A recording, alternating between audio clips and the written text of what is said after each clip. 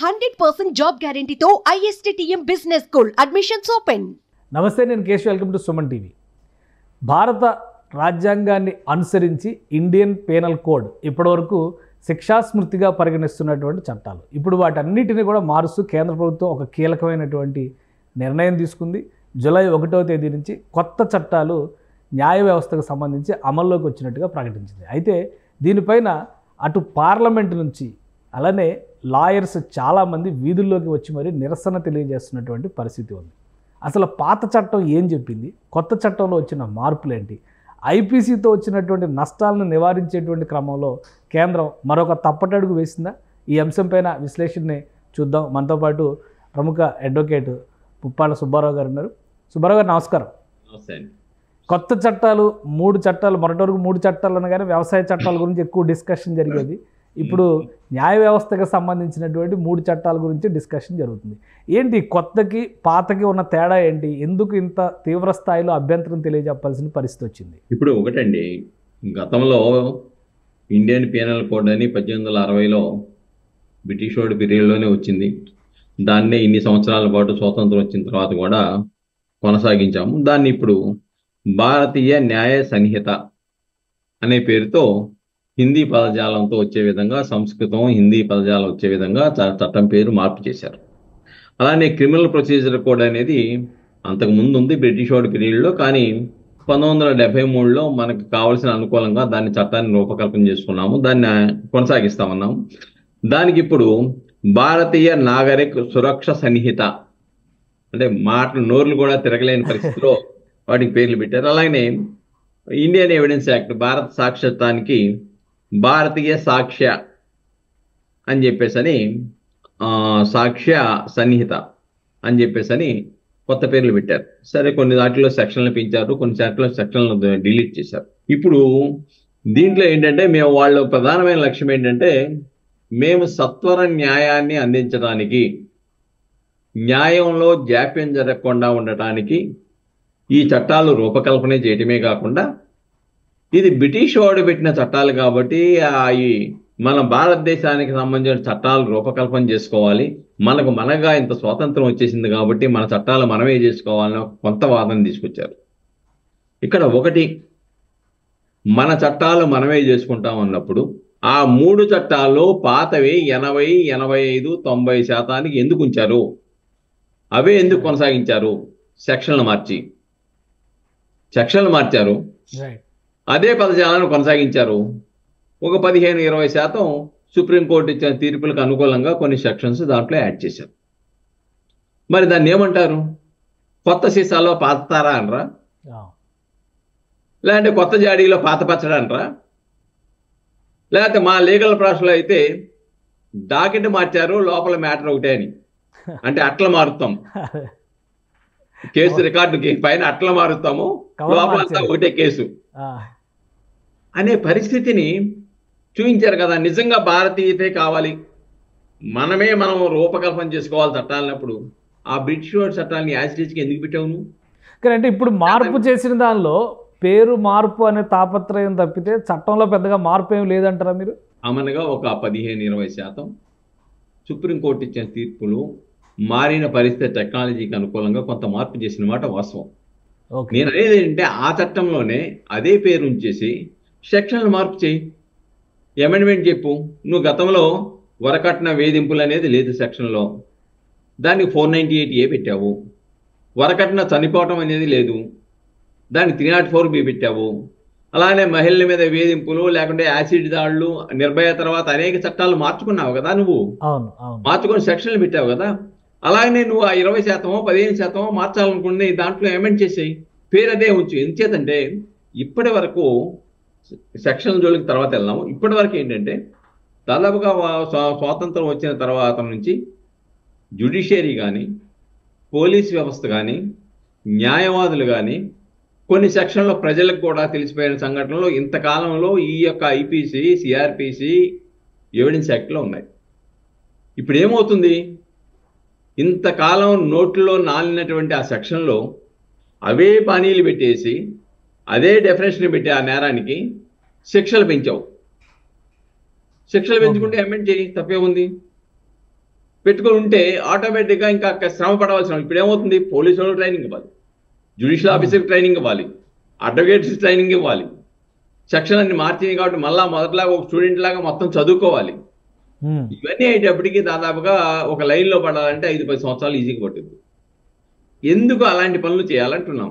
కానీ ఒకటి అంటే ఇప్పుడు ప్రభుత్వం ఇప్పటి వరకు ఈ నిర్ణయాలు తీసుకునేటువంటి క్రమంలో పార్లమెంట్లో బిల్లు ప్రవేశపెట్టింది, చట్టం కింద రూపాంతరం చెందింది, ఈ రోజు నుంచి అమలు చేస్తాం అని ఒక డిక్లరేషన్ ఆల్రెడీ ఎప్పుడో ఇచ్చేసింది. ఇన్ని రోజులు లేని వ్యతిరేకత ఈరోజు అమలు చేసేటువంటి రోజు ఎందుకని విపక్షాలు పార్లమెంట్లో హడావిడి చేసినాయి, బార్ అసోసియేషన్స్ బాయ్కాట్ చేసినాయి, కొన్ని చోట్ల బ్లాక్ డేలు ప్రకటించినాయి. ఎందుకని ఇన్ని రోజులు మౌనంగా ఉన్నారా, లేదంటే ఇన్ని రోజులు జరిగిన ఆందోళనలు అసలు మెయిన్ స్ట్రీమ్లో కనబడలేదా? ఆల్రెడీ ఈ యొక్క బిల్లులు ప్రవేశపెట్టినప్పుడు అబ్జెక్షన్స్ కాల్ఫర్ చేశాయి. దాంట్లో మాజీ సుప్రీంకోర్టు న్యాయమూర్తులు లోకూర్ లాంటి వాళ్ళు, అలానే హైకోర్టు జడ్జీలు, ఎలంగో ఆంధ్రప్రదేశ్లో హైకోర్టు జడ్జిగా చేసి వెళ్ళాడు తమిళనాడు అతను, ఇలాంటి మేధావులు, జర్నలిస్టులు, లేకపోతే ప్రొఫెసర్స్, ఇంటలెక్చువల్స్, బార్ అసోసియేషన్, న్యాయవాదుల ఆర్గనైజేషన్స్, అలానే సుప్రీంకోర్టు బార్ అసోసియేషన్ లాంటివి అన్నీ కూడా అబ్జెక్షన్ చెప్పినాయి. దీంట్లో ప్రధానమైంది ఏంటంటే భారత రాజ్యాంగాన్ని ఉల్లంఘించి హిందీ భాషలో నామకరణం చేశారు, సంస్కృత హిందీ భాషల్లో. అది రాజ్యాంగ విరుద్ధమైనది. ఎందుకంటే భారత రాజ్యాంగం 3వ ఆర్టికల్ 348 ప్రకారము సుప్రీంకోర్టులో కానీ, హైకోర్టులో కానీ, లేక చట్టాలు కానీ, లేకుంటే బిల్స్ కానీ పెట్టేటప్పుడు అవన్నీ ఇంగ్లీష్లోనే ఉండాలి. ఇది భారత రాజ్యాంగంలో ఉన్నటువంటి ఆర్టికల్ 348. దానికి విరుద్ధంగా ఈ రోజున ఆ యొక్క చట్టాలకి నామకరణం చేసి నోర్లు తిరగనటువంటి పేర్లు పెట్టారు. అది కరెక్ట్ కాదు. కానీ హిందీ రాజభాష కదా, హిందీ రాజభాష, అలానే గుర్తింపు పొందిన భాషల జాబితాలో సంస్కృతం కూడా పెట్టారు కదా ఈ మధ్యకాలంలో. సంస్కృతం పెట్టారు, హిందీ పెట్టారు, తెలుగును కూడా గుర్తింపు భాషగా గుర్తించమని చెప్పారు. అంటే నేను అనేది ఏంటంటే ఏ భాష వాళ్ళకి ప్రాముఖ్యత ఉంది, కానీ అన్ని భాషల్లో సమ్మేళనం భారతదేశం కాబట్టి అందుకే రాజ్యాంగంలో కూడా స్పష్టంగా అందరికీ అనుకూలంగా ఉండడానికి ఇంగ్లీష్ అనే భాషలోనే చట్టాలు కానీ, బిల్లులు కానీ, హైకోర్టులో కానీ, సుప్రీంకోర్టులో కానీ వాదన కొనసాగాలని చెప్పేసి రాజ్యాంగంలో రాసుకుని ఉంది. ఓకే, రాజ్యాంగ ఉల్లంఘన చేసి నువ్వు నామకరణం చేయటం అనేది కరెక్ట్ కాదని మొదటి నుంచి కూడా సుప్రీంకోర్టు న్యాయమూర్తి లోకూర్ లాంటి వారు కానీ, లేకపోతే హైకోర్టు న్యాయమూర్తిగా చేసి రిటైర్డ్ అయినటువంటి ఎలంగో లాంటి వాళ్ళు కానీ, అనేక మంది మేధావులు చాలా స్పష్టంగా అది కరెక్ట్ కాదని చెప్పారు. దీంట్లో ప్రధానంగా ఇవి ఈ చట్టం రూపకల్పన, సరే ఈ లోపాలు ఉన్నాయి పక్కన పెడదాం. చట్టం వలన ఏంటి, ఈ కొత్త చట్టం వల్ల ఎవరికి అధికారాలు ఇచ్చారు, దీనివల్ల ప్రజలకు ఏమన్నా హక్కులు పరిరక్షించబడతాయా? పార్లమెంట్లో జరిగిన హడావుడి ఆర్గ్యుమెంట్స్ను బట్టి చూస్తే కనుక పోలీసు రాజ్యం వస్తుంది, పోలీసులకు అపరిమితమైనటువంటి అధికారాలు ఇచ్చేశారు, అలానే పోలీసులే కొన్ని సందర్భాల్లో జడ్జిమెంట్ ఇచ్చేటువంటి అధికారాలను కూడా కట్టబెడుతుంది కొత్త చట్టం అని విపక్షాలు విమర్శిస్తున్నాయి. నిజమేనా ఇది? వాస్తవం అండి. ఇప్పుడు పోలీసు ఎస్పీని మేజిస్ట్రేట్గా అధికారాలు ఇచ్చారు అంటే జ్యుడిషియల్ పవర్స్ని పోలీస్ అధికారులకు ఇచ్చేసావు అంటే న్యాయ వ్యవస్థ చేయవలసినటువంటి ప్రాసెస్ని నువ్వు వాళ్ళకి అప్పచెప్పావు. రెండోది పోలీసు కస్టడీ. గతంలో ఏమైందంటే 15 రోజుల లోపే ముద్దాయిని రిమాండ్ ఇచ్చిన 15 రోజుల లోపుగా రిమాండ్ అడగాలి. రిమాండ్ తర్వాత కనుక అడిగితే ఇవ్వవలసిన అవసరం లేదని సుప్రీంకోర్టు తీర్పులు చెప్పిన చట్టంలో కూడా ఉంది. అప్పుడు ఏం చేశారు, 15 రోజులు అని ఉంటేనే న్యాయమూర్తి ఆలోచించి ఎక్కువ రోజులు ఇస్తే ఇబ్బంది ముద్దాయికి, కాబట్టి 2 రోజులు ఆ కేసును బట్టి 3 రోజుల్లో పోలీస్ కస్టడీ ఇచ్చేవాళ్ళు. కానీ ఇప్పుడు ఏం చేశారు, ఆ యొక్క నేరాన్ని బట్టి 60 రోజుల నుంచి 90 రోజులు పోలీస్ కస్టడీ ఇవ్వచ్చు అంటారు. అంటే అన్ని రోజులు పోలీస్ కస్టడీ ఇస్తే ముద్దాయి దాదాపు 3 నెలలు యొక్క పరిస్థితి ఏంటి, 3 నెలలు ముద్దాయి పరిస్థితి ఏంటి, ముద్దాయి యొక్క ఏ విధంగా వేధిస్తారు, సక్రమంగా ఉంటుందా అని చెప్పేసి అంత ఇవ్వాల్సిన అవసరం ఏంటి? 24 గంటల్లో నీకు విచారణ అతనితో పూర్తి కాకపోతే నువ్వు అన్ని నెలల పాటు ఏం చేస్తావు? నువ్వు 2 రోజులు 3 రోజులు పోలీసుల కస్టడీ తీసుకొని సమాచారం రాబట్టి కోర్టుకు పెట్టించేయి. నీ దగ్గర పెట్టుకోవాల్సిన అవసరం ఏంటి? నీ దగ్గర పెట్టుకున్నా అనుకో, నిజంగా ఒక 30 రోజులు ఇచ్చింది న్యాయమూర్తి, ఇస్తే వాడికి భోజనం ఎవరు పెడతారు? వాడికి రోజువారీ కావాల్సినటువంటి ఉదయం టిఫిను, మధ్యాహ్నం భోజనం, సాయంత్రం భోజనం, ఇలాంటి టీలు ఇవన్నీ ఎవరిస్తారు? దానికి కావాల్సిన డబ్బులు ఎవరి దగ్గర ఉన్నాయి? మీరేమైనా గ్రాంట్ చేశారా? కాబట్టి ఇక్కడ ఏంటంటే ఎగ్జిక్యూషన్ అమలుకు కావాల్సినటువంటి ఫైనాన్షియల్ అసిస్టెన్స్ లేకుండానే వాళ్ళు ఈ యొక్క ఆ చట్టాన్ని అమలులోకి తీసుకొచ్చారు. ఇంకోటి ఏంటంటే నేరం జరిగిన దగ్గరికి డైరెక్ట్గా ఫారెన్సిక్ ల్యాబ్ ఎక్స్పర్ట్స్ని కూడా తీసుకెళ్ళమన్నారు. ఈ రోజున వాళ్ళే చాలా కొరతగా ఉన్నారు. ఆంధ్రప్రదేశ్ చూసుకుంటే 2-3 చోట్లే వాళ్ళ సంస్థలు ఉన్నాయి. కాబట్టి వాళ్ళు ప్రతి చోట ఇన్వెస్టిగేషన్కి ఎలాగెళ్తారు? ఇంకోటి ఏమన్నాడు, నేర స్థలాన్ని వీడియో తీయమన్నాడు. ప్రతి దానికి మహిళల మీద జరిగే కార్యక్రమాలు ఏమైనా జరిగితే దాన్ని వీడియో తీయమన్నాడు. వీడియో తీయడానికి నువ్వు ఫైనాన్స్ చేయదే వాళ్ళకి. ఇప్పుడు స్టేషనరీ లేకుండా ఫిర్యాదు ఇవ్వడానికి ఇచ్చిన దగ్గర, లేకపోతే ముద్దాయిల దగ్గర వైట్ పేపర్లు తీసుకురమ్మనో ఇంకో కాగితాలు తీసుకురమ్మనో వేధిస్తే పరిస్థితి ఉంటే ఇప్పుడు పోలీస్ స్టేషన్లో ఇవన్నీ ఇన్ఫ్రాస్ట్రక్చర్ లేకుండా ఏ విధంగా అమలు చేస్తాం? ఇంకోటి మెయిల్ ద్వారా ఎఫ్ఐఆర్ ఇవ్వచ్చున్నారు, మంచిది, ఆలోచన మంచిది, తప్పంటలా నేను. కానీ అక్కడ అవన్నీ ఆ ఫెసిలిటీస్ అన్నీ ఉండాలి కదా. 0 ఎఫ్ఐఆర్ ఆల్రెడీ సుప్రీంకోర్టు గతంలో తీర్పు చెప్పింది. నేరం ఎక్కడ జరిగినా కూడా ఎక్కడిచ్చినా కానీ సంబంధిత పోలీస్ స్టేషన్కి ఇమ్మన్నారు, అది ఎమెండ్ చేశారు, అది ఇంతవరకు మంచిదే కాదంటలా మనం.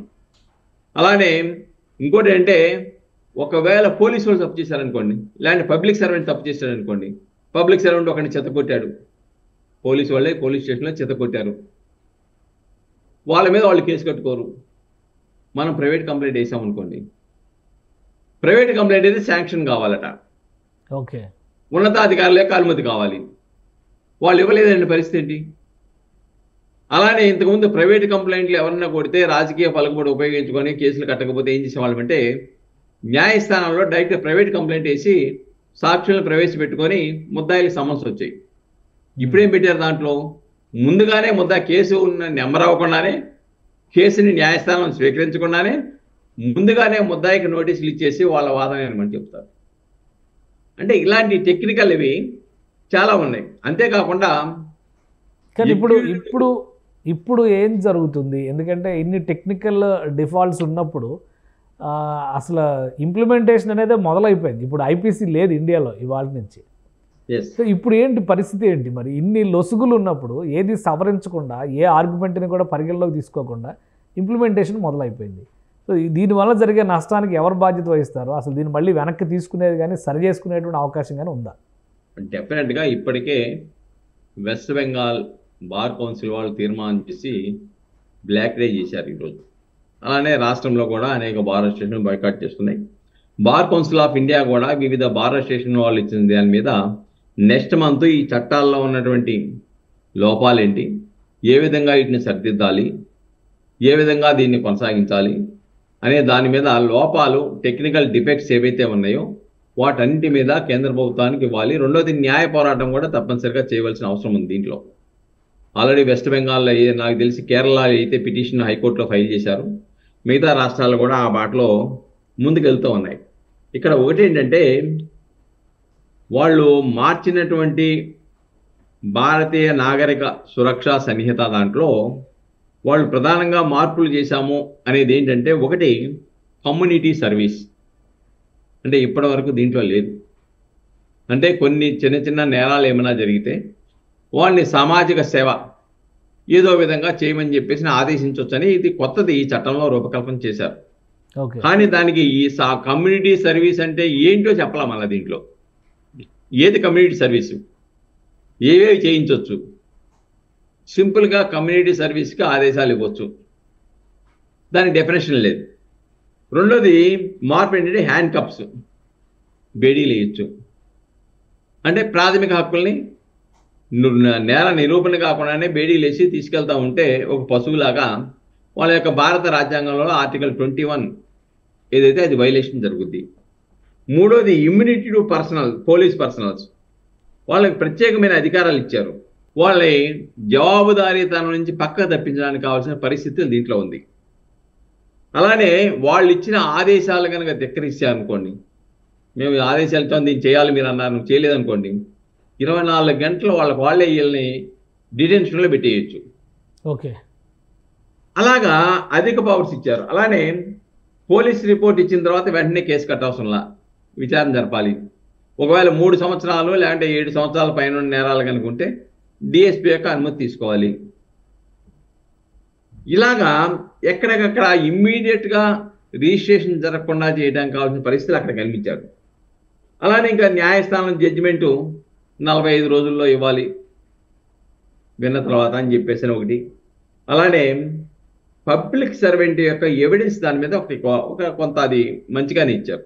ఏంటంటే అది పబ్లిక్ సర్వెంటు లేకుంటే సైంటిఫిక్ ఎక్స్పర్ట్స్ లేకపోతే మెడికల్ ఆఫీసర్స్ వీళ్ళందరూ కూడా వచ్చేసి న్యాయస్థానంలో ఉంచొని వాళ్ళు చేసినటువంటి పరీక్షలు, ఆ ముద్దాయికి చేసిన వైద్య సదుపాయాలు వీటి మీద డైరెక్ట్గా వచ్చి కోర్టులో రాకుండా ఎవరినైనా డిప్యూట్ చేయొచ్చు అని చెప్పేసి అని కొంత సడలింపు ఇచ్చారు వాళ్ళకి. ఇవి ఒకటి. 2 సుప్రీంకోర్టు ఇచ్చిన తీర్పుల ప్రకారం అన్యాచురల్ అఫెన్స్ 377ని డిలీట్ చేశారు. అలానే 2022లో సుప్రీంకోర్టు రాజద్రోహ నేరం అనేది రాజ్యాలు లేవు, రాజులు లేరు కాబట్టి దాన్ని తీసేయాలి, దాన్ని అబెన్షన్లో పెడతామని అంటే దాన్ని తొలగించారు. అలానే ఎడల్టరీ అక్రమ సంబంధం దాన్ని నేరం కాదు అని సుప్రీంకోర్టు చెప్పింది కాబట్టి దాన్ని కూడా నేరం నుంచి ఐపీసీ నుంచి తొలగించారు. ఇలాగా కొన్ని మార్పులు చేర్పులు చేశారు. దాన్ని అమెండ్మెంట్ ద్వారా చేసుకోవచ్చు. కానీ ఇక్కడ ఏంటంటే టెక్నికల్గా ఇప్పుడు ఆల్రెడీ గతంలోనే సుప్రీంకోర్టు అన్ని పోలీస్ స్టేషన్లో సీసీ కెమెరాలు పెట్టాలి, ఎక్కడా వదలకూడదు, నైట్ విజన్ ఉండాలని చెప్పారు. చెప్పి ఎంతకాలం అయిపోయింది? ఇప్పటికీ దిక్కు దివాన్ లేదు కదా. ఈ చట్టాలు అమలు చేస్తే టెక్నాలజీ వైజ్గా కానీ ఇప్పుడున్న మోడర్న్ ఏజ్ అవసరాలకు అనుగుణంగా చాలా మార్పులు వస్తాయి అనేది ప్రభుత్వం చేస్తున్నటువంటి వాదన. సో అంటే ఇప్పుడు మీరు అన్నట్టుగా ఈ ఫోరెన్సిక్ వాడడము లేదంటే వీటికి మినహా మిగతా కొత్తగా వచ్చేటువంటి పవర్స్ కానీ కొత్తగా వచ్చేటువంటి అవకాశాలు కానీ ఏమి లేవంటారా? ఒకటి, దాంట్లో 0 ఎఫ్ఐఆర్ అనేది సుప్రీంకోర్టు ఇచ్చిన తీర్పే, దాని ప్రకారం అమెండ్ చేశారు. ఎవరు ఎక్కడైనా ఫిర్యాదు ఇచ్చుకోవచ్చు, ఆన్లైన్ ద్వారా కూడా ఇవ్వచ్చు. ఓకే, అది మంచి పరిణామమే. అలానే సమన్స్ లేదంటే వారెంట్ లాంటివి, నోటీసులు లాంటివి వాట్సాప్ లేకుంటే టెక్నికల్గా మెయిల్ ద్వారానే ఇవ్వచ్చు అని అన్నారు. అలానే వీడియో లింకేజ్ ద్వారానే ట్రయల్ చేయొచ్చు అన్నారు. ప్రతిదీ కూడా ఈవెన్ మేజిస్ట్రేట్ కూడా లేడీ సంబంధించిన నేరాలు జరిగినప్పుడు వాళ్ళ దగ్గర స్టేట్మెంట్ నమోదు చేసుకునేటప్పుడు పక్కన లేడీ ఉంటే జ్యుడిషియల్ ఆఫీసర్ సరే లేకపోతే లేడీని పక్కన పెట్టుకొని విచారించి రికార్డ్ చేయాలన్నారు. అలానే స్టేట్మెంట్స్ కూడా వీడియో రికార్డ్ చేయాలన్నారు. నేరస్థలం దగ్గర వీడియో రికార్డ్ చేయాలన్నారు. ఇవన్నీ మనమే కాదని అవసరం లేదు. ఇవన్నీ కూడా నేరానికి సంబంధించినటువంటి నిరూపణకు కావాల్సినటువంటి సాక్ష్యాలని ప్రత్యక్షంగా పెడతానికి దోహదపడతాయి. కానీ దానికి కావలసినటువంటి ఇన్ఫ్రాస్ట్రక్చర్ ఇది. అలానే సత్వర న్యాయం అంటున్నారు కదా, ఇది సత్వర న్యాయం కోసం ఈ చట్టాలు చేశామంటున్నారు. ఇక్కడ ఒకటే చెప్పాలి, already parliamentary committee law commission గతంలో ఈ భారతదేశంలో ప్రతి 10 లక్షల మంది వివాదాలను పరిష్కరించడానికి 50 మంది న్యాయమూర్తులు ఉండాలని చెప్పారు. ఇప్పుడు తిప్పి కొడితే 20 కూడా లేరు ఈ రాష్ట్రంలో, ఈ దేశంలో. అసలు నువ్వు జనాభా ప్రాతిపదిక మీద ఉండవలసినటువంటి న్యాయమూర్తుల సంఖ్యను పెంచు, ఖాళీగా ఉన్న న్యాయమూర్తులకు భర్తీ చేయి. హైకోర్టు న్యాయమూర్తులు భర్తీ చేయడానికి కూడా సంవత్సరాల తరబడి నీ దగ్గర పెట్టుకుంటున్నావు కదా, అవి చేయాలి. అలాంటి న్యాయస్థానాల్లో ఇన్ఫ్రాస్ట్రక్చర్ డెవలప్ చేయి, టెక్నాలజీని డెవలప్ చేయి, దానికి బడ్జెట్లో సరిసమానమైన ఎలకేషన్ చేయి. అవి చేయకుండా చేయవలసినటువంటి పనులు చేయకుండా సత్వర న్యాయం ఇచ్చేస్తాము, చట్టాలు మన భాషలో పెడతాము, ఇవి కాదు కదా. సో ఇప్పుడున్న పరిస్థితిలో ఈ 3 చట్టాలని ఉపసంహరించడానికి కానీ సవరించడానికి కానీ మార్గాలు ఉన్నాయి. న్యాయ పోరాటం ప్లస్ ఇప్పుడు వీధుల్లోకి వచ్చినటువంటి బార్ అసోసియేషన్స్ మినహా ఇంకేమైనా మార్గాలు ఉన్నాయా? ఒకటి, దీంట్లో కేంద్ర ప్రభుత్వం కూడా పట్టుదలకు పోవాల్సిన అవసరం లేదు.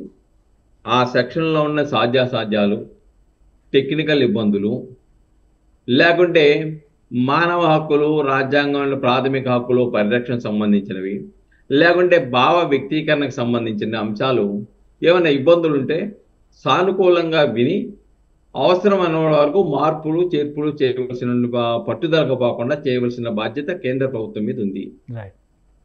కాబట్టి నేను పట్టిన దానికి మూడే కాళ్ళు అని అనకుండా ఎస్ చెప్పండి, మేము ఆహ్వానిస్తా ఉన్నాం. సో కానీ అప్పటి వరకు ఇప్పుడు ఇంప్లిమెంటేషన్ అనేది మొదలు పెట్టేసిన తర్వాత అప్పటి వరకు వచ్చే ఈ కన్ఫ్యూజన్ గందరగోళాన్ని ఏ విధంగా సమాధానపరచాలి? ఇక్కడ ఇప్పుడు ఇప్పుడు ఇప్పుడు పరిస్థితి ఏంటంటే, గతంలో ఎవరన్నా ముద్దాయి రాకపోతే 317 సిఆర్పిసి కింద ఆబ్సెంట్ అయ్యాడు, ఆరోగ్యం బాగుగానే అర్థం. ఈ రోజు పరిస్థితి అంటే ఏ సెక్షన్ ప్రకారం వేయాలనే పరిస్థితుల్లో పిల్లలు ఉన్నారు. ఓకే, సెక్షన్ మారిపోయింది. ఆనవాయితీగా నోట్లు నాటినటువంటి సెక్షన్స్ అన్నీ కూడా మార్పులు వచ్చేసినాయి. ఇవన్నీ కూడా ఒక లైన్ రావడానికి ఇప్పుడేం అవకాశం లేదు, కొంత సమయం పట్టుద్ది. ఓకే, ఎందుకంటే ఇప్పటి నుంచి పాత కేసులన్నీ కూడా పాత దాని ప్రకారమే విచారణ జరుగుతుంది. ఓకే. సో ఇవాళ ఈ రోజు నుంచి వచ్చిన కొత్త కేసులు ఈ చట్ట ప్రకారం ముందుకు అడుగులు వేయాలి. కాబట్టి దీనికి ఈ కేసులు రావటం, ఈ కేసులు విచారణకు రావటం, లేకపోతే ఆ ప్రాసెస్ జరగడం అనేది చాలా సమయం తీసుకుంటుంది. కాబట్టి ఈ సమయం ప్రస్తుతానికి పాత కేసులకి పాత సెక్షన్లే వర్తిస్తాయి, అంటే ఐపీసీ వర్తిస్తుంది. కొత్త కేసులకి భారత న్యాయ సంహిత సెక్షన్ల ప్రకారమే నమోదైనవి. ఏ కొత్త చట్టాలైనా అమల్లోకి వచ్చిన తేదీ నుంచి జరిగే వాటికి అప్లై అవుతాయి. Okay okay. పాతాటికి పెరిగిన ఇప్పుడు శిక్షలు పెంచారు, కొన్నిట్లో పెంచిన శిక్షలు వాటికి అప్లై కావు. ఓకే. అప్పుడు నిన్నటి వరకు ఏ యొక్క చట్ట ప్రకారం అయితే నేరాలు నమోదు చేయబడ్డాయో, ఏ శిక్షలు అయితే రూపకల్పన చేయబడి ఉందో ఆ సెక్షన్ల ప్రకారమే ఆ కేసులు నడుస్తాయి. సో అంటే ఇప్పుడు దేశంలో రెండు కూడా అమలు అవుతాయి. ఐపీసీ ఒకవైపు నుంచి కొనసాగుతూనే భారత న్యాయ సంహిత అమల్లోకి వచ్చినటువంటి పరిస్థితి ఉంది. అవును, ఎందుకంటే పాత కేసులు పాత ప్రొసీజరే, పాత శిక్షలే. కొత్త ఇప్పటి నుంచి వచ్చే వాటికి పెంచినటువంటి శిక్షలు.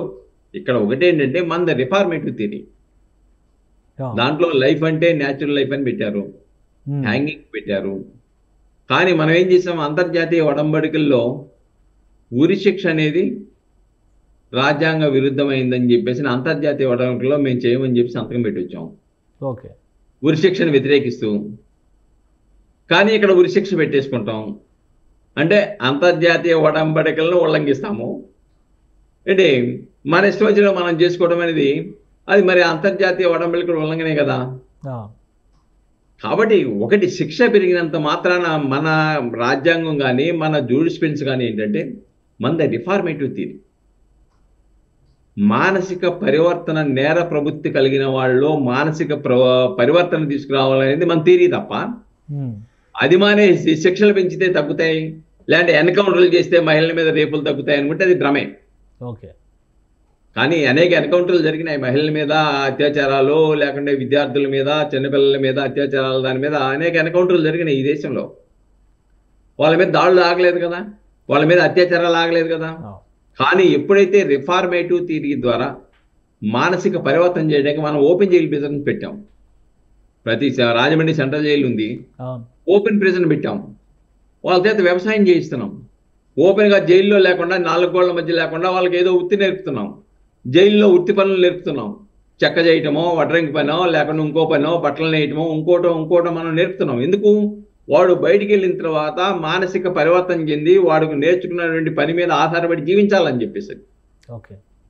ఇంకోటి ఒక బేసిక్ పాయింట్, నిర్దోషి అనేవాడు అంటే నలుగురు దోషులు తప్పించుకున్న ఒక నిర్దోషికి శిక్ష పడకూడదు అని ఒక మౌలిక సూత్రం అని చెప్తారు మన భారత న్యాయ.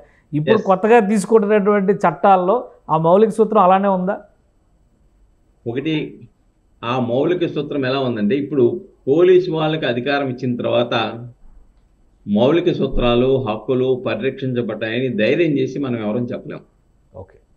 ఏం చేతంటే ఆమ్నెస్టీ ఇంటర్నేషనల్ అని ఇంటర్నేషనల్ మానవ హక్కుల సంఘం అవుతుంది. వాళ్ళ రిపోర్ట్లో 89లోనే రాసుకున్నారు, భారతదేశంలో పోలీస్ స్టేషన్లో లాకపటెత్తలు కానీ, అత్యాచారాలు కానీ, హింసలు కానీ ఇవి రోజువారీ దినచర్యల్లో భాగమని. ఓకే. కాబట్టి ఆ పరిస్థితిలో ఉంది. పోలీసు వ్యవస్థ ప్రక్షాళన జరగాలి. ఫస్ట్ రిఫార్మ్స్ వాళ్ళలో రావాలి. వెళ్ళినటువంటి స్టేషన్కి వెళ్ళిన వాడికి గౌరవంగా వాళ్ళని ఆదరించి ఏంటి అని అడిగే పరిస్థితుల్లో సత్సంబంధాలు లేవు ఇప్పుడు. కాబట్టి ఆ పరిస్థితి వాళ్ళలో చేంజ్ రావాలి. ఇంకోటి ఏంటంటే, అసలు కేసులు కొట్టేస్తున్నారని చెప్పేసి చాలా బాధపడుతూ ఉన్నారు. కేసులు కొట్టేయడానికి కారణం పాలకులే. ఇంచేతంటే ఇక్కడ ఒక ఎస్ఐ ఒక కేసు విచారణ జరుపుతూ ఉన్నాడు, ఒక పోలీస్ అధికారి. ఆ ఊరికి గబిక్కిన మంత్రో లేదంటే ఎమ్మెల్యే వస్తే వెంటనే ఇది ఇక్కడ పడేసి అక్కడికి వెళ్ళిపోవాలి. అవును. ఈ జరిగే ఇన్వెస్టిగేషన్ మధ్యలో అంతరాయం కలుగుద్ది. మళ్ళీ అది ఎక్కడి నుంచి మొదలెట్టాడో వాడికి తెలియదు. ఓకే. కాబట్టి అందుకే జస్టిస్ మాలిమత్ కమిటీ ఒకటి చెప్పింది, రిపోర్ట్ కూడా కేంద్ర ప్రభుత్వానికి ఎప్పుడో ఇచ్చింది. ఇన్వెస్టిగేషను, లా అండ్ ఆర్డరు వేరువేరుగా ఉండాలి. లా అండ్ ఆర్డర్ని ఇన్వెస్టిగేషన్ ఒకరికి అప్పచెప్తే ఈ ప్రాపర్ ఇన్వెస్టిగేషన్ జరగదు కేసు ఓకే అని అలాంటి వాటిని పరిగణలో తీసుకొని ఆ విధంగా కొంత ఇన్వెస్టిగేషన్ ఏజెన్సీలో మార్పులు తీసుకురావడం మొదలెట్టేస్తే కొంతవరకు ఇవి ఉపశమనంగా జరగడానికి అవకాశం ఉంటుంది. రైట్. థ్యాంక్ యూ సుబ్బారావు గారు, మీ అభిప్రాయాలను తెలియజేసినందుకు. ఇది కొత్తగా వచ్చినటువంటి భారత సంహిత ఇతర చట్టాల వలన దేశంలో అపరిమితమైనటువంటి అధికారుల పోలీసులకి వస్తున్నటువంటి పరిస్థితి కనిపిస్తుంది. అంటే ఒక పోలీసు వ్యవస్థ చేతిలోకి న్యాయ నిర్ణయాధికారం కూడా మరలేటువంటి అవకాశం ఉంటుందనేది సుబ్బారావు గారు చెప్తున్నటువంటి పరిస్థితి. అలానే ఆల్రెడీ ఉన్నటువంటి ఐపీసీలో పెద్దగా మార్పులు చేయకుండా ఒక 15-20% మాత్రమే మార్పులు చేసి కొత్త చట్టాలు తేవడం వలన ప్రయోజనం లేదు. పరివర్తన అనేది భారత న్యాయ స్మృతికి సంబంధించి ఉన్నటువంటి మౌలిక సూత్రం. దాన్ని పక్కన పెట్టే విధంగా ఈ చట్టాలు వెళ్తే కనుక ఖచ్చితంగా ప్రజలకు నష్టం జరుగుతుంది, ప్రజాస్వామ్యానికి, రాజ్యాంగానికి కూడా భంగం కలిగే ప్రమాదం ఉందని సుబ్బారావు గారు చెప్తున్నారు. ఇది special discussion. Keep watching. Suman టీవీలో మీ పర్సనల్ అండ్ బిజినెస్ ప్రమోషన్స్ కోసం కింది నెంబర్కి కాంటాక్ట్ చేయండి.